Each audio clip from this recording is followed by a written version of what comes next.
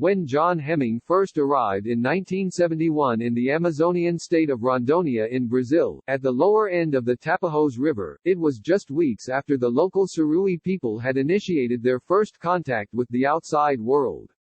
Hemming, the English explorer and co-author of a seminal 1973 account, The Tribes of the Amazon Basin, says he found communities of hunters living in small clearings amid the rainforest.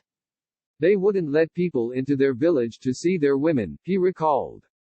But the guardians were unable to prevent the arrival of outside illnesses.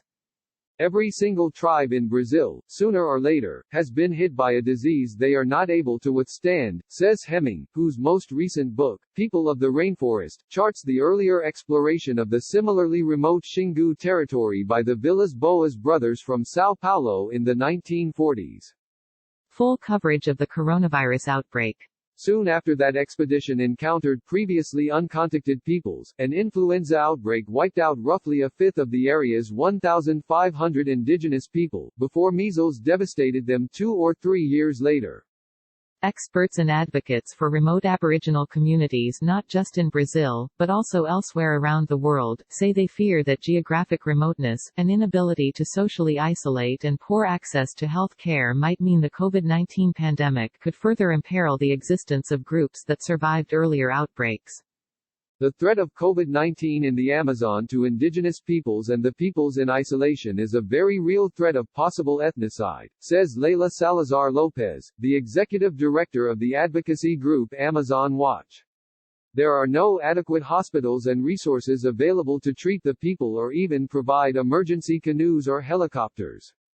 She points out that in the past few weeks, the reported infection numbers in Brazil's Amazonian states have grown exponentially, with several deaths recorded inside indigenous settlements, although none yet, to her knowledge, in the more remote villages. This latest existential threat has once again prompted communities to barricade the entranceways to their lands, an attempt to prevent the spread of this disease.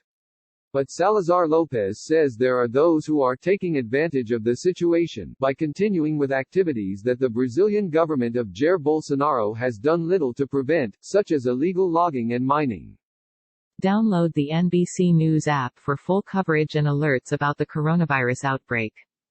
The number of outsiders entering indigenous territory in Brazil has significantly escalated in the past couple of years, says Dr. Douglas Rodrigues, who heads the Xingu Project at the Federal University of São Paulo's Department of Preventive Medicine and has devoted the past 20 years to the medical health of indigenous groups in Brazil. These illegal invaders are vectors for the introduction of COVID-19, he says.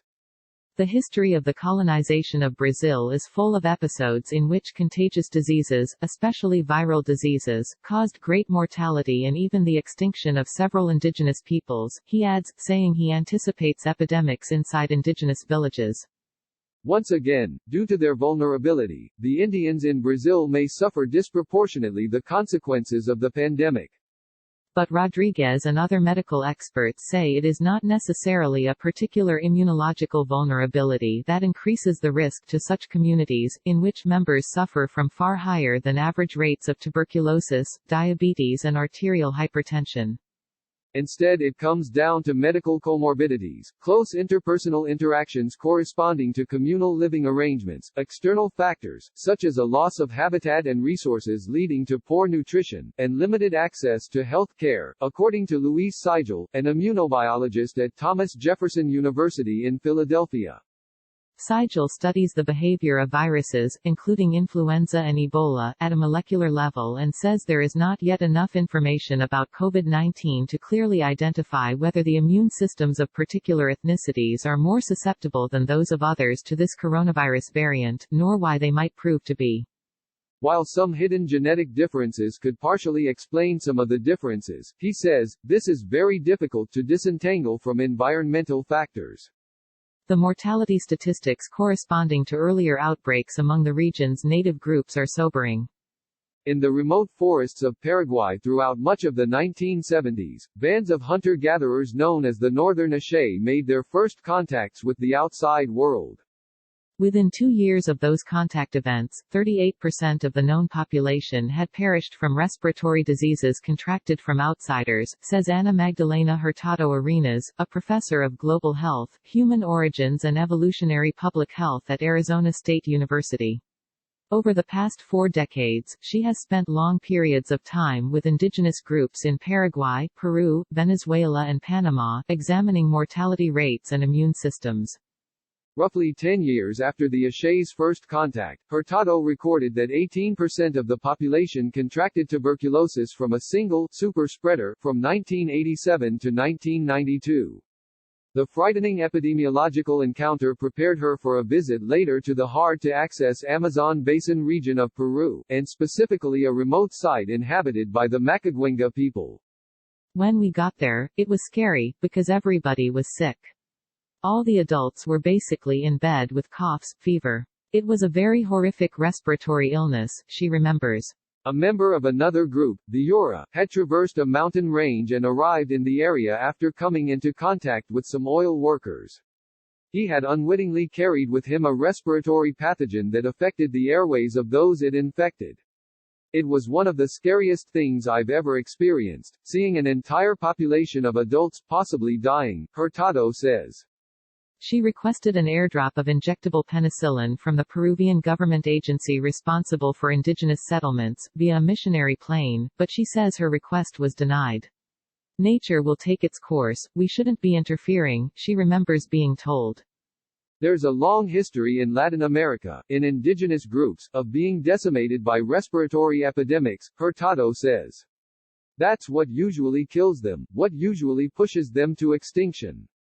But the coronavirus menaces similar groups on many other continents, too, according to Fiona Watson, Advocacy and Research Director at Survival International, a non-governmental organization devoted to the protection of indigenous rights. She cites the example of India, where tribal communities have been dumped in appalling resettlement camps following their eviction from ancestral lands that have turned into designated tiger reserves. The poor sanitation and inability to self-isolate at these camps mean the people are sitting targets for diseases like COVID-19, she says. Galina Angarova, who belongs to the Buryat indigenous people from the Lake Baikal region in Russian Siberia, is the executive director of another long-established advocacy group, Cultural Survival. She says that, beyond the grim potential of large-scale mortality, one of her major fears is that if this virus that seems to afflict the elderly does reach isolated groups, it could have a devastating and lasting impact on the world's cultural heritage, too. A lot of communities will be simply obliterated, she says. Tribal leaders around the world have told her, and they have expressed particular concern for older generations, treasured as the repositories of a group's traditional knowledge and information. They are our walking libraries, our encyclopedia, and if that's lost, we're losing part of our history.